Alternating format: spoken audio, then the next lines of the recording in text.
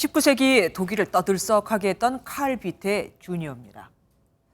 그는 지금처럼 다양한 매체와 공부법이 흔치 않던 그 시절 9살에 이미 영어와 이탈리아어, 라틴어 등 6개 국어를 통달했고 16살에 법학대학 교수가 된 천재입니다.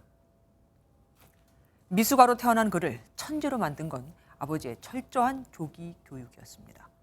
목사였던 칼 비테는 0세에 가까울수록 재능이 개발될 가능성이 크고 2살이나 3살, 4살이 되면 가능성이 차츰 사라진다는 재능 체감의 법칙을 제시해 0세 교육의 아버지로도 불리죠. 태어나자마자 아이를 우리의 사교육 같은 곳으로 내몰라는 얘기가 아닙니다. 그만큼 아이의 성장 과정에서 0세 때 환경이 얼마나 중요한가를 말하는 겁니다. 그런데 비태가 들으면 울고 갈 일이 대한민국에서 벌어지고 있습니다. 전국에 있는 3만 개가 넘는 어린이집 가운데 출생부터 만 1세 이전까지 아이들을 맡아주는 0세 반이 없는 곳이 만 3천 곳 이상으로 42%나 되거든요. 10곳 중 4곳 이상이 0세 아이를 받아주지 않다 보니 대개가 맞벌이 초보인 엄마 아빠는 이곳저곳을 헤매며 전쟁 아닌 전쟁을 치르는 수밖에 없습니다.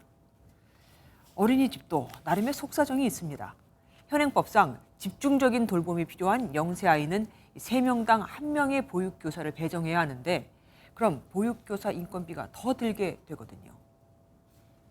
임신과 출산, 공백기를 딛고 경력 단절은 피하겠다는 절박함에 서둘러 사회생활로 복귀하려는 엄마들은 속이 타들어갈 수밖에 없습니다. 보건복지부는 이제야 0세 반 부족 문제는 향후 다각적인 개선 방안을 검토하겠다고 합니다. 저출산 대응을 위해 지출한 세금은 2006년부터 2021년까지 약 280조 원에 달한다고 하죠. 이러니 국민은 안 물어볼 수가 없습니다. 아이를 낳고 당장 맡길 데 없는 게 부모들이 당면하는 가장 급하고 중요한 문제인데 이런데 안 쓰고 그 많은 돈 도대체 어디에 쓰신 겁니까? 김주아의 그런데 오늘은 0세 아이 맡길 곳 없는 나라. 안녕하세요. 김주하입니다. 공정하고 신속한 MBN 뉴스, 유튜브를 통해서도 만나보실 수 있습니다. 특히 더 많은 뉴스와 라이브를 보고 싶으시다면 오른쪽을 눌러서 구독하시면 됩니다. 어렵지 않죠? 빠르고 정확한 뉴스로 계속 찾아뵙겠습니다. MBN 뉴스를 시청해 주신 여러분 고맙습니다.